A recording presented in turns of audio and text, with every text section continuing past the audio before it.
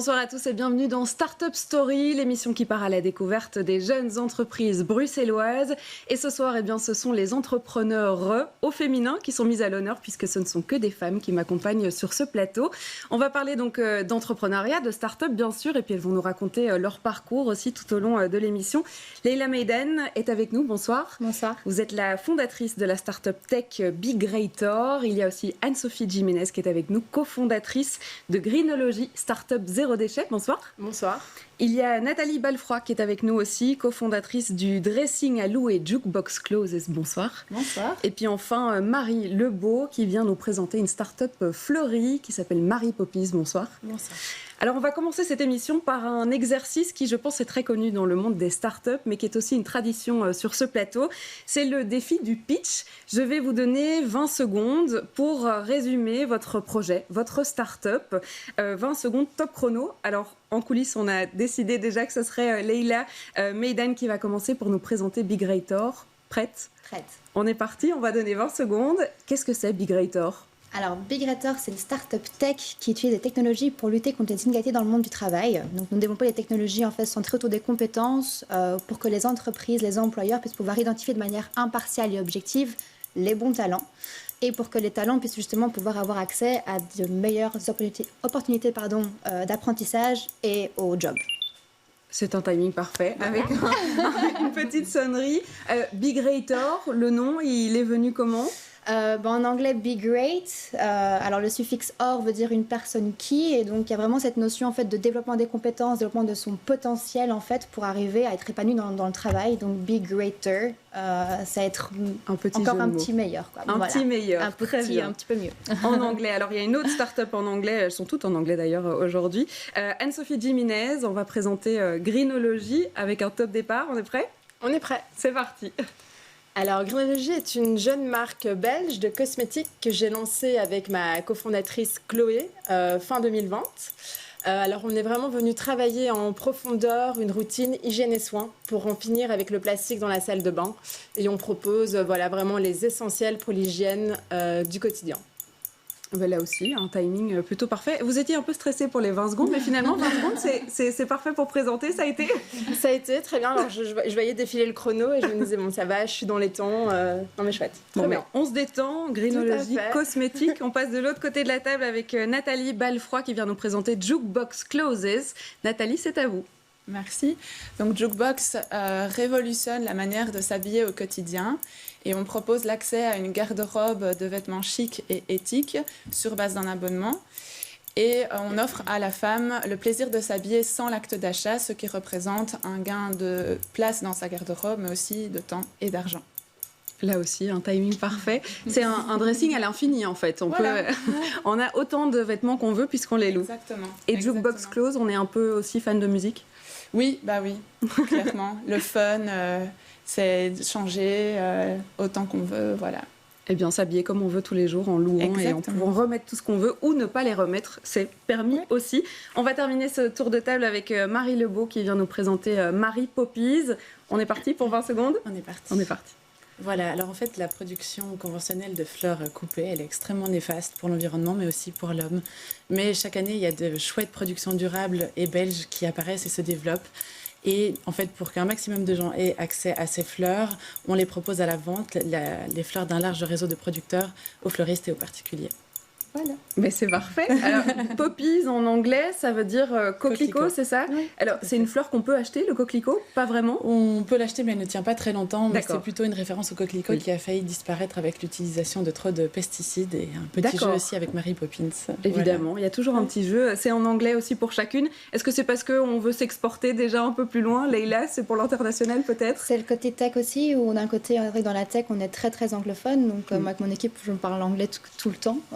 Et que quand on code, etc., c'est en anglais. Les programmations sont en anglais. Donc voilà, c'est vrai qu'on travaille qu'en anglais.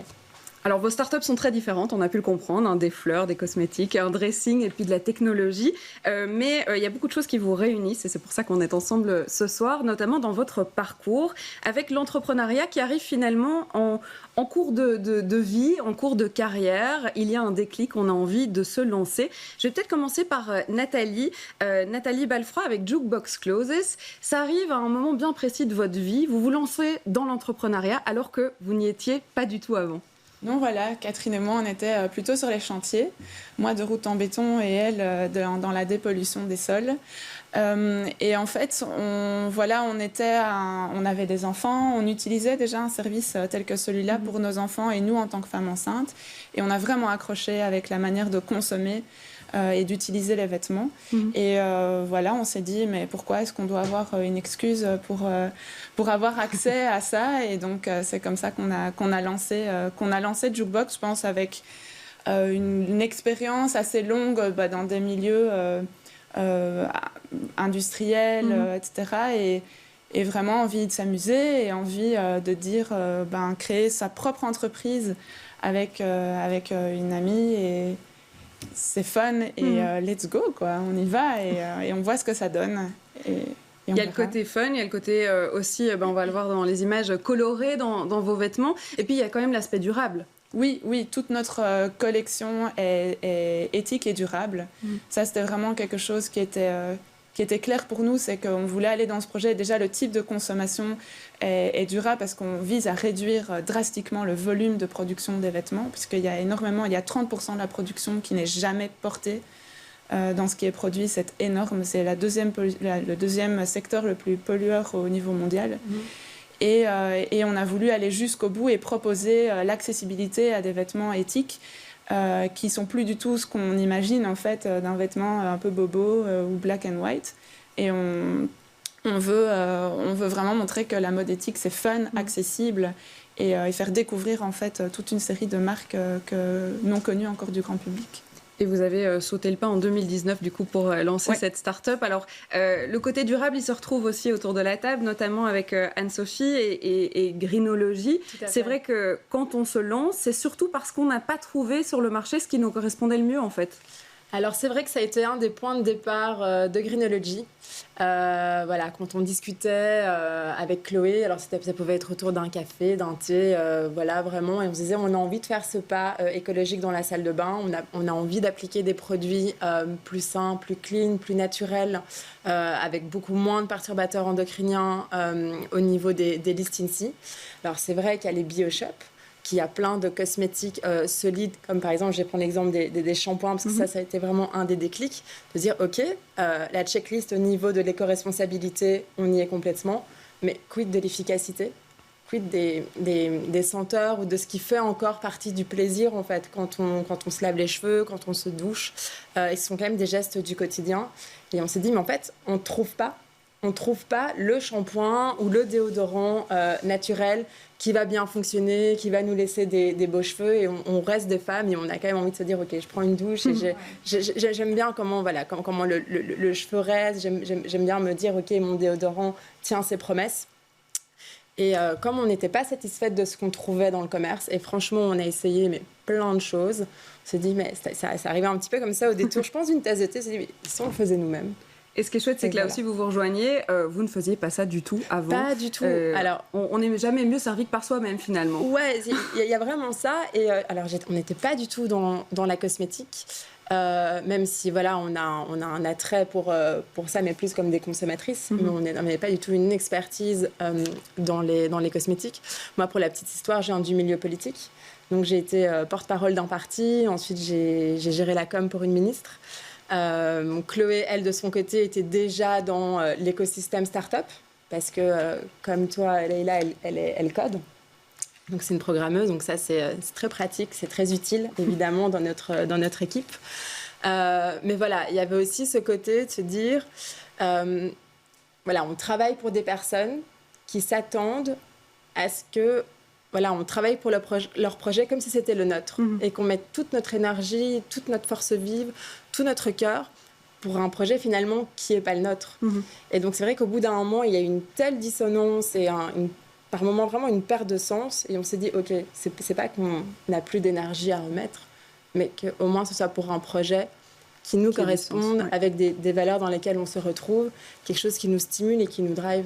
Et je vais me retourner vers Leila Maïdan qui fait déjà oui de la tête, parce que c'est vrai que Big Rator, c'est un peu la suite d'une carrière qui était déjà dans la technologie, dans la consultance d'abord, et puis en fait de se rendre compte que pourquoi pas se mettre à son propre compte et se lancer finalement en juillet 2020, il y a un an maintenant. Ça a été surtout en fait une expérience personnelle, parce que en fin de compte, de mon jeune âge, j'ai quand même pas mal d'expériences différentes, parce qu'en fait je me suis rendu compte qu'après mes études, je savais pas exactement à quoi mes compétences correspondaient dans le marché du travail.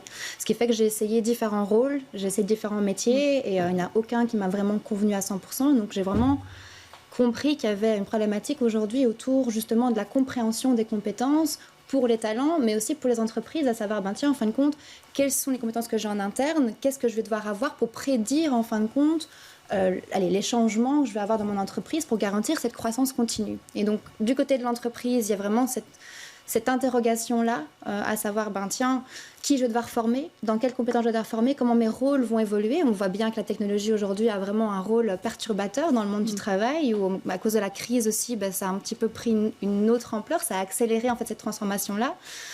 Et du côté des talents, justement, en fait, moi, j'ai pas du tout ce parcours linéaire, cette carrière linéaire, et c'est compliqué quand on a la même grille de lecture de justement arriver à comprendre cette expertise que je peux apporter grâce à des compétences transversales. Et en fait, il y a plein de profils atypiques sur le marché aujourd'hui qui, justement, ont du mal à faire valoriser leur expertise parce qu'ils n'ont pas 20 ans, 30 ans dans le même métier. Donc, grâce, justement, à une meilleure compréhension des compétences, on va peut-être pouvoir arriver à faire en sorte que les personnes puissent pouvoir être épanouies dans leur travail parce qu'ils trouveront des jobs qui leur plairont, et aussi qu'on puisse pouvoir analyser les profils de manière beaucoup plus équitable, parce que ce sera basé uniquement sur les compétences, et tout le côté identitaire justement sortira de cette question-là. Et donc toutes les statistiques qu'on a actuellement par rapport encore à certaines discriminations à l'embauche, on espère pouvoir arriver à les résoudre grâce à cette technologie-là. Et on va y revenir évidemment, puisqu'on va parler d'entrepreneuriat féminin avec vous, mais on va d'abord présenter Mary Poppy. C'est vrai qu'on a parlé de se lancer dans le vide, dans un milieu qui n'était pas forcément le sien à la base. Celui des fleurs n'était pas le vôtre, Marie Lebeau. Et pourtant, on lance un marché des fleurs durable et belge. Oui, tout à fait. Donc, en fait, mon associé et moi, on avait envie de se lancer dans l'entrepreneuriat. Mais l'entrepreneuriat a un impact. Moi, c'est quand j'ai eu ma fille, j'ai décidé qu'il était temps pour moi de faire quelque chose qui est en adéquation avec mes valeurs. Et donc, après certaines lectures, on s'est rendu compte de l'impact des fleurs. Et on a chaussé nos bottes, on a été voir les producteurs et on a vu qu'en fait, il y avait réellement un manque pour faire une coordination entre les différents acteurs de la fleur et les aider à promouvoir finalement ce qu'ils faisaient. Voilà. Alors, des femmes dans l'entrepreneuriat, il y en a apparemment de plus en plus, parce que il y a en 10 ans, le nombre de femmes indépendantes a progressé de 30% en région bruxelloise, 50% si on compte les indépendantes complémentaires. Alors, ça ne veut pas dire qu'elles ont toutes lancé leur start-up, mais c'est vrai qu'il y a une progression. Je vais peut-être me tourner vers Leila. Est-ce qu'on a pu voir effectivement qu'il y a peut-être plus d'exemples aujourd'hui qu'il y a 10 ans dans l'entrepreneuriat féminin, dans le monde des start-up ? Je pense qu'il y a plus d'exemples, mais je pense surtout que ce qui a vraiment été le déclic, c'est surtout l'apparition des coopératives d'activité comme Job Yourself. Où concrètement, il y a des articles qui ont montré que ça avait un lien direct. En tout cas, moi, personnellement, je ne me serais pas lancée sur cette coopérative d'activité Job Yourself parce que je n'aurais pas pu garantir la stabilité financière nécessaire au développement de mon projet, tout en permettant de pouvoir payer mes factures au quotidien. Donc c'est vrai qu'en fait, il y a vraiment une corrélation entre le développement de programmes d'accompagnement et aussi le fait qu'il y ait de plus en plus de femmes entrepreneurs. Et c'est vrai que dans les médias, on en voit de plus en plus. Les réseaux sociaux aussi sont une très belle place pour pouvoir montrer tous ces beaux exemples qui motivent au quotidien dans différents domaines, que ce soit dans la fashion, dans les cosmétiques, etc. Dans la tech aussi. Donc j'espère qu'on pourra avoir de plus en plus d'exemples comme ça et qu'on arrivera à pouvoir débloquer petit à petit les différents freins qu'on abordera sûrement plus tard pour arriver justement à augmenter ce chiffre qui en fin de compte parle d'indépendants mais ne parle pas de création de start-up précisément aussi. Nathalie Balfroy, vous vous êtes lancée donc en 2019 avec cette start-up. Est-ce que peut-être déjà depuis votre début d'expérience, on peut voir qu'il y a plus de femmes qui osent se jeter dans l'aventure en 2021 ? Oui, déjà, on s'entoure aussi beaucoup nous-mêmes de femmes entrepreneurs parce que c'est important de partager.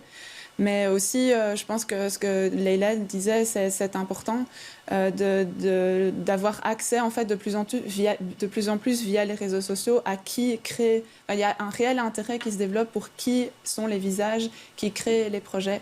Et de fait, on découvre en fait qu'il y a aussi pas mal de femmes et ça révèle alors. C'est stimulant en fait et ça crée l'effet boule de neige et du coup on se dit mais si elle le fait, moi aussi je peux le faire. Donc clairement on voit qu'il y en a de plus en plus. Ouais. On parlait d'accompagnement. Marie Lebeau, c'est vrai qu'il y a maintenant de plus en plus d'accompagnements qui sont spécifiques pour les femmes, des réseaux aussi de femmes entrepreneurs. Ça peut aider à pouvoir se lancer. Oui, être bien accompagné, c'est vraiment très très important. Ça nous aide à prendre confiance en nous. Nous, par exemple, de notre côté, on est coaché par Réseau Entreprendre. Donc c'est un entrepreneur lui-même qui nous aide à développer notre business. Et voilà, c'est vraiment d'une aide conséquente.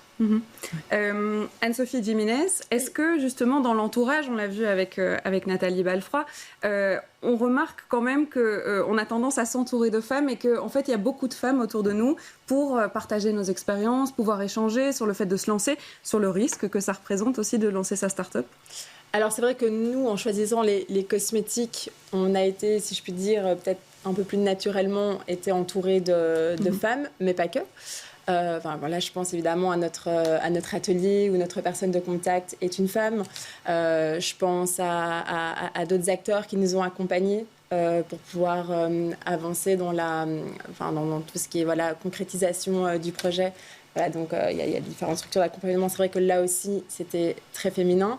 Dans notre entourage, alors que ce soit par exemple l'équipe pour la direction artistique, que ce soit d'autres personnes qui sont quand même des femmes et qui ont déjà lancé des choses. Et c'est vrai que c'était relativement féminin. Alors je dis pas qu'il n'y a pas d'hommes, mais quand même, c'est vrai qu'on a quand même vu pas mal de femmes. Et puis aussi, parfois des sollicitations pour pouvoir participer à un podcast ou que sais-je. De nouveau, ce sont des choses qui sont lancées par des femmes.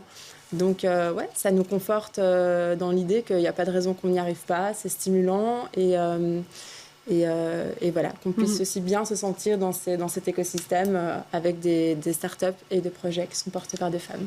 Alors, je reprends les chiffres parce que je pense que c'est Nathalie avec Jukebox Close. Vous avez dit qu'effectivement, il y a cette augmentation de 30%. Les femmes ne représentent qu'un peu plus de 28% des indépendantes à Bruxelles en 2019. Donc, ce chiffre reste faible. Qu'est-ce qui peut expliquer qu'il y a moins de femmes qui osent se lancer? Alors, indépendante, on est de nouveau d'accord, on va dire qui lance son business en entrepreneuriat et en start-up. Qu'est-ce qui ferait qu'on a peut-être moins le courage de se lancer en tant qu'entrepreneur sur le marché des start-up? Mais je pense qu'il y a déjà l'idée d'icône et que depuis déjà très longtemps, on a des images très masculines en fait et qu'il faut conforter une femme dans le fait qu'elle peut y arriver. Je vais peut-être passer un petit peu ça et parler de ma propre expérience de maman, et c'est que tout simplement beaucoup de femmes deviennent mères de famille et que ça reste encore la réalité que lancer sa start-up, c'est sous condition. Nous, on a de la chance d'avoir des hommes à la maison qui s'occupent, qui secondent énormément, une famille qui soutient. Et c'est pas, je pense que les hommes, même encore aujourd'hui, ont un environnement qui, par défaut, est soutenant, ce qui n'est pas le cas des femmes encore. Et c'est encore beaucoup sous condition. Et je pense que ça fait énormément. Un entourage familial et puis à la maison qui peut nous aider. Je pense, Marie Lebeau, vous avez vécu la même chose. C'est vrai que dans votre start-up et dans toutes vos start-up, d'ailleurs, vous êtes des femmes, parfois deux femmes. Leïla, toute seule à la fondation. Mais on a besoin de cet encouragement et de cette aide à la maison. Oui, tout à fait. Donc effectivement, nous, dans notre start-up, on est 2 associés et on a eu chacune un enfant dans l'année. Donc clairement, c'était un gros challenge d'allier entrepreneuriat et vie de famille avec des enfants en bas âge. Et le soutien familial est vraiment primordial parce que déjà, il faut oser. C'est un gros risque qu'on prend. Il faut que le conjoint soit derrière pour soutenir et pour motiver. Sans ça, c'est presque ingérable. On va parler quand même de financement parce que dans la start-up, on l'a dit, il y a la prise de risque. On se lance dans le vide à peu près, avec parfois ses fonds propres pour commencer et puis des levées de fonds pour s'aider par après. Est-ce que justement le financement peut aussi, Leïla, être un frein au fait qu'il y ait un petit peu moins de femmes qui se lancent dans leur start-up que des hommes ? Tout à fait. Il y a d'ailleurs une étude en 2018, je pense, qui est sortie donc, de NGP Capital, qui est en fait une entreprise en Finlande qui démontre que sur toutes les startups qui ont été financées, 93% des financements ont été donnés à des équipes fondées exclusivement par des hommes.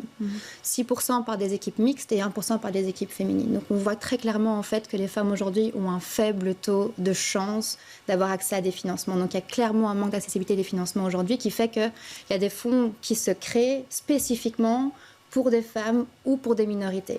Donc ça, aujourd'hui, c'est vraiment un point clé qui fait qu'on se lancer, c'est très bien, mais en fin de compte, si on arrive à ce plafond de verre qu'on traduit de l'entreprise d'entrepreneuriat par justement cette levée de fonds-là, cette mise en capital, ça fait que ça peut bloquer certaines, en se disant, en fin de compte, je vais arriver à un moment donné où je risque effectivement de ne pas pouvoir avancer. Et c'est assez démotivant et assez révélateur, je trouve.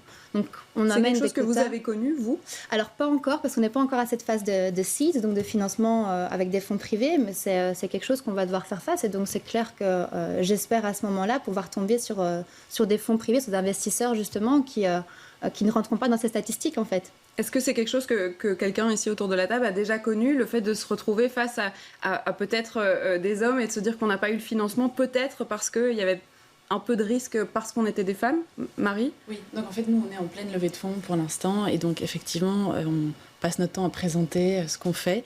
Et certains investisseurs ont été très honnêtes avec nous en nous disant que ça présentait clairement un risque à cause de nos vies de famille, du fait qu'on était enceinte ou qu'on ait un enfant.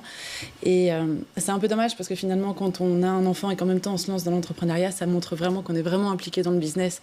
Parce que c'est vrai, on prend une partie de son temps pour le business. Donc, à très court terme, c'est effectivement problématique, mais à moyen et à long terme, je trouve que c'est une grosse preuve d'implication. Anne-Sophie Jiménez, dans le financement, il y a aussi la prise de risque, on l'a dit.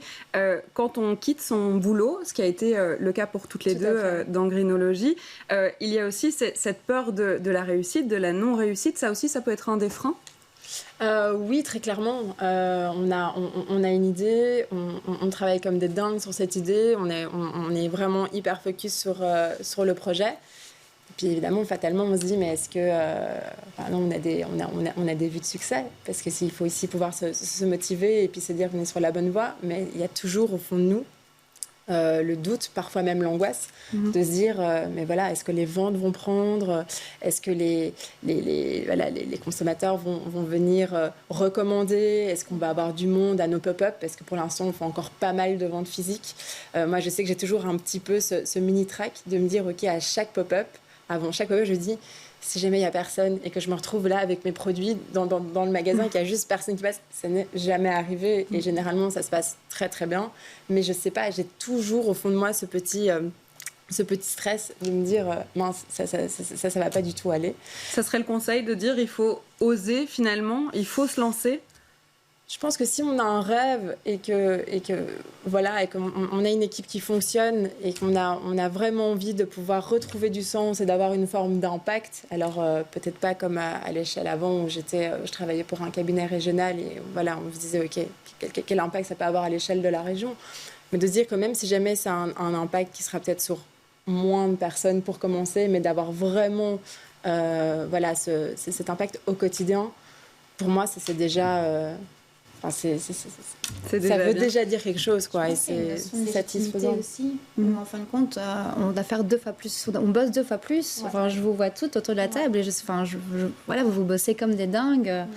On bosse 2 fois plus parce qu'on a besoin de faire nos preuves. On se sent pas toujours légitime. Enfin, je parle de mon expérience personnelle, mais on m'a toujours poussé à avoir une vie de famille. On m'a jamais poussé à avoir une carrière. Jamais. Enfin, je veux dire, ça n'a jamais été sous la table, quoi. Et donc, le fait de se lancer justement dans cette carrière et de mettre de côté, ce qui me concerne un peu la vie de famille pour le moment, c'est vrai que y a ce besoin. En fait, on doit se dire, on doit délivrer 2 fois plus. On doit vraiment prouver qu'on peut le faire, qu'on va pas se planter.